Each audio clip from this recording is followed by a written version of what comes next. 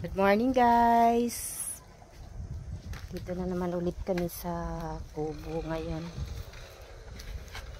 Ayan. Natapos niyan last week yung paglalagay ng nitong palutsina. So ayan, nilalagyan niya yung mga pako-pako na mga nakausli-usli, ganyan nilalagyan niya ng yung tawag di? Oo, minamasilyahan niya para pag binabarnish na, makinis siya. Tapos, mayroon na nga pala kaming tangke guys. Maraming salamat po. Yan, mayroon na kaming tangke.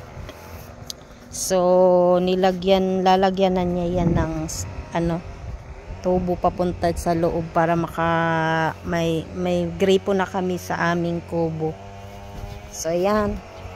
Unti-unti na, kahit tagpi-tagpi ang aming kubo, okay lang yun. Yan, tapos ang aming mga kalabasa, yun na. Pag nandito kami, sila bumubuka talaga pagka umaga. Parang healthy sila, pero pag wala kami, para silang So, yan guys, maraming salamat. See you on my next reel. Bye!